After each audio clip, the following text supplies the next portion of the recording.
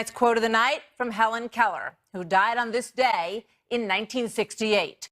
Despite becoming blind and deaf as a young child, she went on to become an author, an activist, and an educator. Once writing, quote, "Life is either a daring adventure or nothing." And wasn't it quite an adventure for Helen Keller? We'll see you back here Monday night at 7. Have a great weekend, everybody. Tucker Carlson is up next.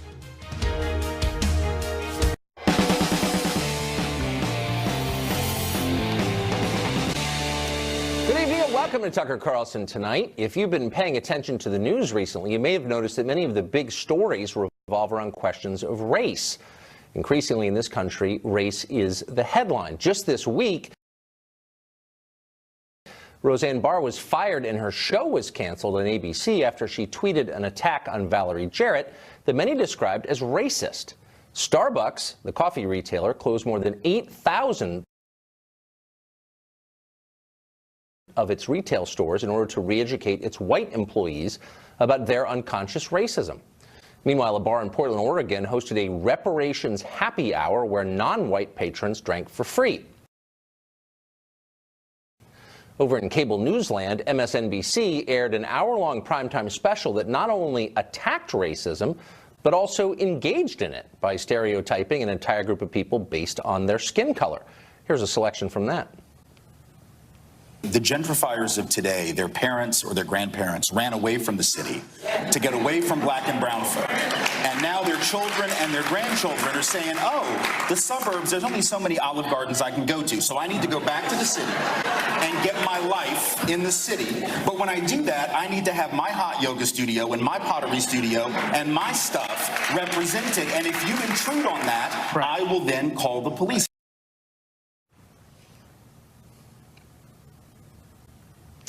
Well, more and more it feels like racial division is the subtext of virtually everything in this country. Even topics that seem unrelated to ethnicity suddenly are racially fraught. The effect of all that is a deeply angry and divided nation, but also, you may have noticed, a terrified one. Many Americans are scared to say what they really think about just about anything. One false word and you could be denounced on Twitter and lose your livelihood. It happens. We see it all the time. Best just to smile and nod and hope the witch hunt passes. How long do we have to live this way? And how did we get here in the first place? Joining us now is someone who has paid attention closely for a long time, Peter Carlson, a lawyer who serves on the U.S. Commission on Civil Rights and has written a new thriller called Second Strike, which I can tell you firsthand is excellent. Peter, thanks a lot for joining us. Always my pleasure, Tucker. So there's something strange going on. Even as the country becomes much more diverse, and that was a trend that we were promised would make the country more harmonious, the country seems much more on edge about questions of race. What is going on? Well, I think several things are going on, but the overriding, listen very closely, you don't hear any workable policy prescriptions, or very few workable policy prescriptions, but what you hear a lot of is identity politics. I've been on the U.S. Commission on Civil Rights in 17 years, and in that 17 years, we haven't had more lucid conversations about race or identity. They have gotten increasingly sophomoric, they've gotten increasingly opaque, and they're driven by an ahistorical narrative, one that doesn't have, or very little bearing on what truly happened in the United States of America. Look, the fact of the matter is that in my lifetime, matters of race and racial discriminations have gotten demonstrably better in ways that we could never even imagine. If you look at the interaction between individuals of various races today, they've never been better. Individuals of races, but when you come to the interaction between groups, it's become hostile and toxic, and it's a function of trying to get certain groups to have an allegiance to a certain movement or certain party for a political imperative. May I stop you there and just get back up for a second to address something that you said that I'd never thought of? The conversation is increasingly general and less specific. So whereas 30 years ago, people might say, in order to close the achievement gap in standardized testing, we need to put more money into Head Start, for example. Now the conversation is, this group is bad, it has always been bad, it will never get better. Why are we hearing fewer solutions than we used to hear? Well, I think for a couple of reasons. One, again, is that political imperative, because solutions augur against having a political advantage. But I think it's also because there's a tendency on the part of some to shout down others, to cast others as the other. And again, that's for a political imperative. But you're Right. afraid to say things that are demonstrably true. To give you one example, a couple of weeks ago we had a hearing at the U.S. Commission on Civil Rights, all-day hearing, people from the Justice Department, Police Chiefs Association, you name it. Everybody in the world was there, and the usual groups were there. It was a hearing on hate crimes because of the ostensible spike in hate crimes since Trump has been elected. But facts are stubborn things, and when you take a look at the data, and when I ask questions of this, after everyone made these grand pronouncements about how horrible and horrific the spike in hate crimes is,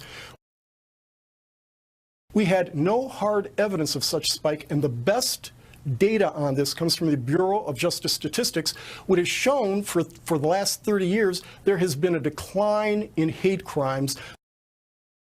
There's been a decline in all manner of discrimination for more than 30 years. Yet we have greater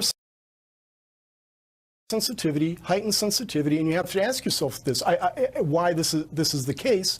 And I think to some extent it's because it helps the agenda of certain groups, of certain parties, of certain individuals. So you keep hearing that we need to have an honest conversation on race, and I'm always for conversations, particularly for honest ones. But I wonder, after all these conversations, if the country is becoming more divided, maybe that's not evidence that it's not working. Do we need to talk less about race or more about race? Does the conversation idea hold up to scrutiny?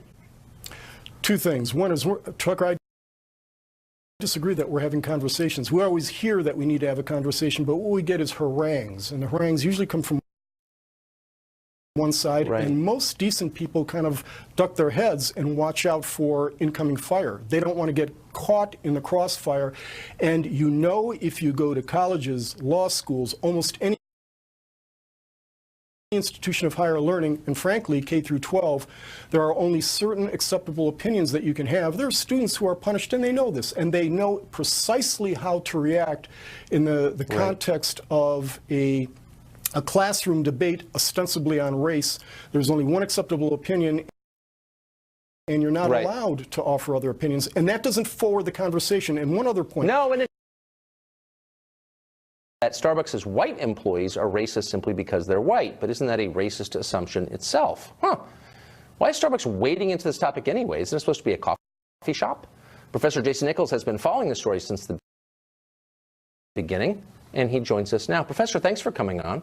So I thought Peter Kirsten said something really interesting a second ago, which is that we talk less about solutions and more in general terms. So just to give you one example, if the people who run Starbucks are upset about the racial climate in the country, and it's fair to be upset about that, then why do they have so few stores in black neighborhoods? I think the biggest concentration of black New Yorkers is Bed-Stuy in Brooklyn. I think there's one Starbucks there. You go to the Upper East Side, Starbucks in every corner. So if they really want to make things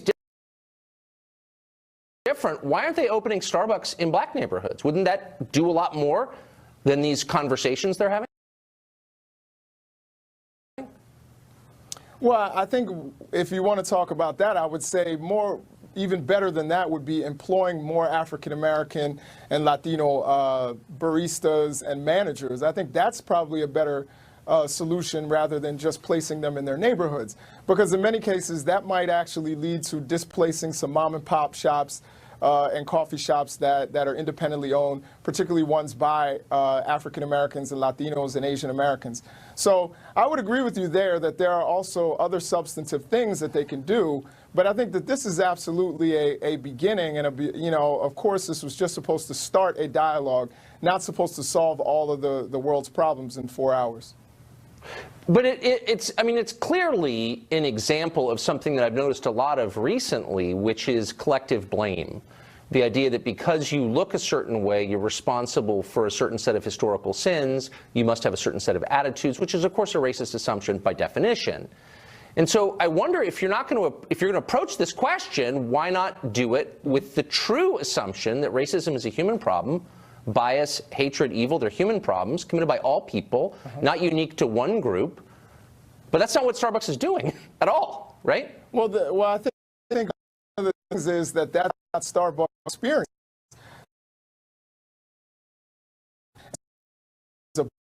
And it's that was what people different. It wasn't. That's me. These guys that that's history. All these, you know, I'm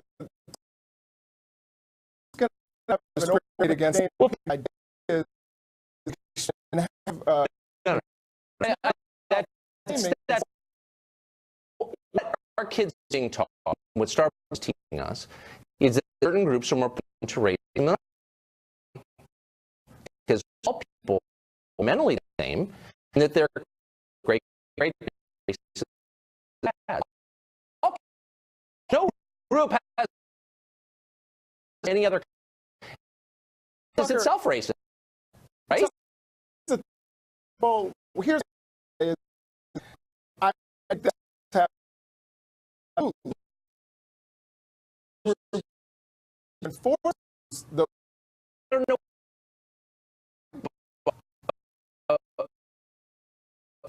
The is it's black racism didn't mean that everyone's white. There's a special burden because that's racist. So to get beyond that, to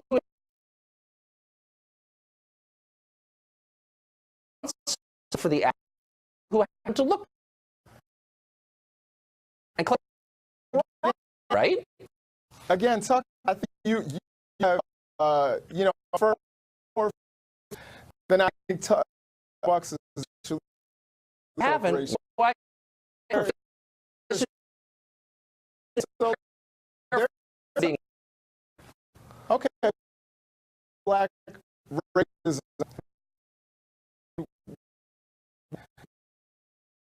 Anybody No, I haven't. No, no. Come on, Professor. Let's not be disingenuous. I'm not inferring anything. So, I'm no, listening carefully to what I'm being told. Okay, but there's anti-black racism, and when we're addressing that, sometimes that can come from anybody of any background. So what we're trying to do is address some of the issues of anti-blackness, immigrant sentiment. We're trying to address that, but we're trying to address that for all people. There are times, believe it or not, when African Americans discriminate against other African Americans based on the assumptions that they have. So I think, addressing, bias and trying to be anti-bias, we're not trying to say that this is just, white people or, Well, no, of course you are. That's exactly what you're saying, and you know it. And that is not. That's exactly what you're saying. That's exactly what Starbucks is saying. It's exactly what my kids' teachers are telling them every day. Let's be honest. I guess we can't. Professor, great to see you. Thank you. Absolutely. Always great, Tucker. Thanks. How safe is air travel? It's not a question you'd think you'd have to ask yourself, but government documents obtained exclusively by this show suggest that the FAA has dramatically lowered its standards in hiring for air traffic controllers. Dramatically. Prosecutors in the U.S. Attorney's Office in Washington interviewed former FBI Director Jim Comey during an investigation into his former deputy, Andy McCabe. McCabe, you'll remember, is accused of lying about giving sensitive information to the media, leaking a number of times. Meanwhile, the price tag on the Mueller investigation keeps rising. It is up to $17 million in taxpayer funds. Feel safer? Jonathan Turley is a lawyer and a professor of constitutional law at George Washington University Law School in Washington. He joins us now. Professor, thanks for coming on. Thanks, Tucker. So, the Andrew McCabe question, from our perspective, again, not knowing all the facts, but it seems cut and dry. We know very well that it is a felony to lie to a federal agent, and that's one of the reasons that, that Martha Stewart went to prison or General Flynn pled guilty. So we have read accounts that he lied to investigators at the FBI, why wouldn't he be charged? Well, I think that the expectation is that he will be charged. The problem facing McCabe is the record that his own colleagues created. It was career officials at the Inspector General's office and the Office of Professional Responsibility that concluded that he had lied. One of the key witnesses was James Comey himself. In fact, McCabe's lawyer sort of went after Comey for his recollection. So one of these individuals is not telling the truth or recounting the facts correctly. It's going to be hard for them to walk this line, to pursue people like Flynn and say that they're going to give a pass to someone like McCabe. You know, the $17 million is a really huge amount, but the greater cost to the public is that we paid all this money and we don't find out the truth, that we're not going to get what we paid for. And so I think the test is going to be, both in the FBI investigation and the Mueller investigation, is will we be able to see the facts? Because the prohibitive cost in all of this would be lingering doubts. And McCabe's a good example of that. If McCabe is not indicted, then they need to explain to us why. And there might be valid reasons why. But we need to know where the distinction is. Because I'm starting to sense a standard here in which government officials get to lie. James Clapper, for example, clearly lied, committed perjury before the Congress when he said there was no spying by the NSA. He's still on cable television yapping up a storm. He's on Twitter. He's now selling a book. Prominent interior designer Martha Stewart, posing no threat to anyone, goes to federal prison. So, I mean, am I imagining this, or is there a double standard and a troubling one? Well, that's long been the problem in Washington. We sort of have this animal farm where everyone's equal, but some people are more equal than others. And it goes long back before the Obama administration. It is very hard to get justice officials or high-ranking officials indicted or held accountable. They often get very light treatment. Clapper's an example of that. And when Clapper was confronted with the fact that he had given false testimony, he said, well, that was the least untruthful thing I could have said. Well, most people call that lie. I mean, most people say, well, that's still untruthful, right? You were in front of Congress. No, a normal person wouldn't have that least untruthful option when they're trying to answer a question. Yeah, I'm going to try that with the IRS next time they ask me why I haven't paid in full. It's I'll leave unbelievable. my business card. Just kidding, by the way, to the IRS, I pay in full. Professor, thank you for that. Thanks for that perspective. I appreciate it. Thanks, Tucker. Former Secret Service agent and NYPD officer Dan Bongino has followed this investigation from the very beginning, all the tangents of it, and he joins us now. So, Dan, a question that has arisen in the last 48 hours with, I think, some urgency is, when did the spying on the Trump campaign begin and under what pretext? What do we know right now about that? Well, Tucker, here's what we know. We know the timeline and the origin story of how this started has changed multiple times. We were initially told it was the activities of Carter Page that started it. Then when the Carter Page saga fell apart, then they shifted quickly to the George Papadopoulos meeting with Alexander Downer in May. And now that that's changing again, they're trying to go back to a 2015 story about British intelligence passing information over here. I lay that out for you, Tucker, to make one simple point to you. The FBI is hiding what I call paragraph 1. When I was a federal agent and I had, say, a credit card fraud case, when you write a report, Tucker, what did paragraph 1 say? Bank fraud investigator so-and-so called you on this day about a stolen credit card number, and then the rest of the case follows from there. The FBI will not and refuses to tell people what paragraph 1 is, and I think it's for a very specific reason. What do you think the reason is? I was waiting for you to ask me that, Tucker, but I want to keep talking. So here's what I think the reason is. We're focusing on the pull. Okay, we're focusing on the information that was pulled out of the Trump campaign. The spy we're not supposed to name, call him an informant. I don't care. I'm not getting in the euphemisms game, all right? It's the same thing. We're focusing on how it's the same thing. It's nonsense, okay? And I'm glad you've been hammering people on this because it's ridiculous. Yeah. But we've been focusing on how he's been interacting with the Trump sphere, trying to pull information out. The real question here, and the next shoe to drop, and the one we've been on while I've been researching this case, is how was the email information about the Russian dirt pushed into the Trump sphere, Tucker? It was fed to Papadopoulos by a Maltese professor way back in March, months before this formal investigation. Now, let me just drop a boulder on you here. That professor has now disappeared. He was interviewed by the FBI in February. Now, if this is a Russian collusion case, and this guy's the Rosetta Stone and has the keys to the kingdom and knew about this Russian dirt and fed it to a Trump low-level guy like Papadopoulos, then how come the FBI let him disappear after interviewing him in February? So, I mean, that's kind of the key to the whole story. So this, I mean, that's the genesis story of this investigation, Yes. of the Mueller investigation, of all this Russia stuff, which has gummed up the gears of government since day one of this administration. All goes back to the Maltese professor. I hate to say that because Yes. it sounds nutty, but it's true. And we don't know where he is. Why don't we know where he is? And do you think it's possible that this was a setup from day one? I don't think it's possible anymore, Tucker. If I was a betting man, I would bet my right thumb on it that this was an entrapment operation. Now, who specifically set it up and why is still an open question. It would be irresponsible for me to say, but there's a lot of evidence leading to some very, very suspicious characters. But you just asked, and you posed to your audience the critical question. Stop for a second focusing on the poll. Who pushed the information into the Trump sphere that was going to be pulled out later as evidence they were colluding with the Russians? The answer is we know the guy. So if he was interviewed by the FBI, let's just get to the bottom of it. Yet, Tucker, the guy is nowhere to be found. He's in the Ren and Stimpy land of the left socks. Nobody knows, but the FBI interviewed him in February. Amazing how that happens. The whole thing is unbelievable. And the more you know, I almost hesitate to learn more because I want to sleep at night. Dan Bongino, thank you for that. I appreciate it. Yes, sir. You got it. Joy Reid is apologizing for blog posts that until recently, she said, were written by hackers surreptitiously. What about the FBI investigation into this? Where'd that go? All of that's next. After more than a century of teaching millions of American boys marksmanship and woodcraft, patriotism, good citizenship, the Boy Scouts of America have decided to change completely, starting with their name. It is now the Scouts. It's gender neutral. Mike Rowe was an Eagle Scout. He went on to host Dirty Jobs and Someone's Got to Do It. He now hosts Facebook's #1 show. It's called Returning the Favor.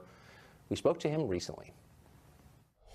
Mike Rowe, thanks a lot for joining us. You were famously an Eagle Scout as a boy. The Scouts are no longer the Boy Scouts, but simply the Scouts. What's your response to that? Well, it's funny you should ask, Tucker, because no less than 10,000 people have asked me that very question over the last month on my Facebook page. Distinguished Eagle Scout, if you're keeping score. 5 or 6 years ago, I was awarded that, and it was very touching. And look, I'm watching what's happening carefully. I've sent 50 to 55,000 letters out over the last 10 years to other Eagle Scouts. And I think the country needs the Scouts. I think the country needs the Future Farmers of America and Skills USA and 4-H desperately, now more than ever. So it does concern me to see all the confusion swirling around the organization. But like so many wounds, I'm afraid many of these are self-inflicted. And I also think that some of the confusion that's going on is legitimate. I read their official statement. While girls are being welcomed in, I didn't read anything about integrated camping trips or troop meetings. I think it really is a play to compete more directly with the Girl Scouts. And I understand why the Girl Scouts are upset, but since when is competition a bad thing? Right. So I think, character development and leadership development have never been more important than they are today. So my hope is that the Boy Scouts assume the opportunity that's presenting itself and become an antidote for the safe space environment that's out there and push back a little bit. I mean, not to sound like the angry guy on your neighbor's porch yelling at the kids on the lawn, but when I was in the Scouts in '74 and '75, it wasn't a safe space there in the basement of our church. I mean, you go home with a bloody nose sometimes or a black eye. We had a boxing ring. It was a vibrant place where you really could test yourself and fail in a way that on the one hand made you safe enough to attempt, but on the other hand didn't try and check every box and please every single person. It's a tough time. I'm sympathetic for the leaders, but I'm afraid you've got to draw the line somewhere and be very, very clear about what you stand for as well as against. So you don't see this as the end of something then? I don't know. You know, I mean, again, you either evolve or you die. But at the same time, I think people are confused because the Scouts simply haven't come out and said categorically what they're for, right? So I just think this conversation touches on every single hot point right now going on in popular culture, from tolerance to acceptance, which, by the way, I'm not sure what the difference between those two things is anymore, but there used to be a big difference. People are struggling for their own identity. And look, the last time I was on, we talked about this. We talked about the idea that everything is either being informed by a safe space culture, or everything is being informed by people who want to be challenged. I think people are desperate to be challenged, and my hope for these youth-based organizations that help preach character is that they look for people who want to be challenged and not curry favor so much with those who want a nice reassuring pat on the head. Yeah, that's how the Episcopal Church died. Yeah. I know. Mike, wow. Yeah, well, I watched it happen. Great to see you. Thank you for that. That was really smart. Be prepared anytime. Well, it's hard to think of a tougher or more important job than being an air traffic controller. Go ahead and try. It'll take you a while. Every day, more than 2.5 million Americans fly in or out of U.S. airports, along with, of course, many billions of dollars of cargo. At any one time, there are about 5,000 aircraft above the United States. On 9/11, for example, air traffic controllers guided every one of them to a safe landing in a little over an hour. Go ahead and try that. It's the kind of job where even a small mistake could lead instantly to the deaths of hundreds of people. Not surprisingly, the hiring standards for air traffic controllers were long among the most selective of all federal jobs.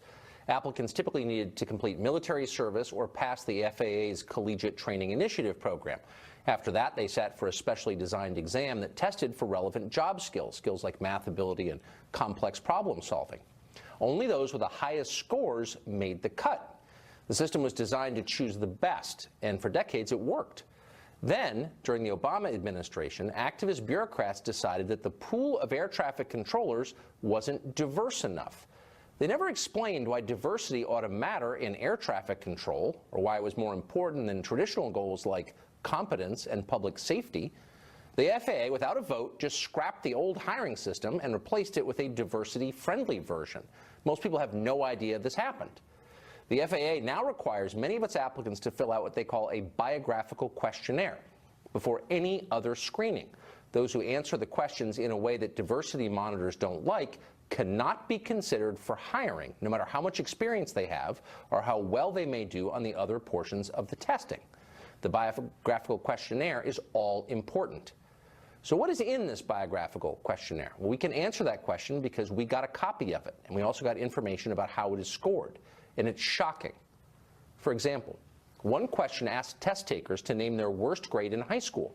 The preferred answer for that is science. In other words, if you can't do science, the FAA is especially eager to hire you as an air traffic controller. You get 10 points for being bad at science, according to the scoring sheet. Another question asked about work history. According to the FAA, the best answer to that question is you haven't worked at all in the past 3 years. You get 10 points for not working. Apparently, unemployed people make the best air traffic controllers. This is demented, by the way, but it's real. So do applicants who played a lot of sports in high school. They're rewarded too. By contrast, applicants who say they know a great deal about air traffic control get only 5 points. Trained pilots get 2 points. Once again, applicants who haven't worked at all, who have been unemployed for the past 3 years, get 10 points. Pilots, 2 points. This is insane, and it's dangerous. It's also indefensible. We asked the FAA's top spokesman why applicants for an air traffic control job would get more points for playing high school sports than for flying planes or knowing a lot about air traffic control. His response, quote, "I'm trying to find that out as well."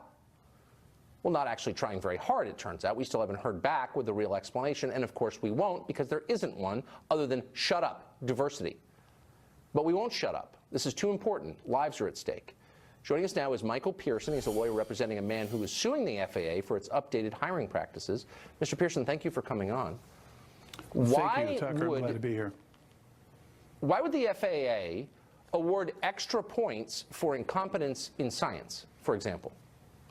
Well, the biographical questionnaire and biographical assessment, the first version of it, was made to screen out people with experience. It wasn't meant in any form or function that I can find, and I've been looking at this for almost 4 years now, including looking over many documents we had to fight the FAA for several years that they kept hidden. To answer that question, the test was basically meant to screen out people with aviation experience. There's even worse questions and answers on the test, but you did a pretty good job of portraying some of the questions and answers on the test. I don't understand. I mean, just to restate for our audience who is, so numb to this kind of thinking that it may not penetrate, we're not talking about hiring a sociology professor or some other totally irrelevant job like that. We're talking about air traffic controllers. Okay, we're the linchpin of public safety and transportation. Why would the FAA want people with less relevant skill in air traffic control for air traffic controllers? Because a group within the FAA, including the human resources function within the FAA, including the National Black Coalition of Federal Aviation Employees, determined that the workforce was too white. They had a concerted effort through the Department of Transportation, the Obama administration, to change that. And quite frankly, they're sacrificing and have sacrificed safety at the altar of political correctness. What happened offends not only the conscience, but also federal law, and we're exposing that. But why would this go on for years without anybody in elected office saying anything about it? Because just once again, and I'm hard to shock because I do this stuff for a living, we are lowering the standards and intentionally hiring people who are less competent for one of the most critical jobs in the federal government. Lives are hanging in the balance. Why would no one in Congress do anything to stop this? Well, our law firm, along with Mountain States Legal Foundation, filed the initial lawsuit, and then the group of schools got together. Over 30 collegiate training institution schools got together and actually went to Congress, and there have been members of Congress. Representative Randy Holtgren, Representative Frank Lobiondo have actually held hearings on this. The problem of it is that the union, NATCA, controls a large PAC, and they fund a lot of politicians, and nothing will get passed in aviation without the blessing of the controllers union, and their position radically changed when the Obama administration came in, and my belief is that favors were exchanged. Now, I'm not saying that lightly. I was an air traffic controller at 4 of the busiest facilities in the country for almost 27 years, along with being an attorney and a professor. So when I say these things, it's not based only on experience, it's also based upon documentary evidence and proof I have.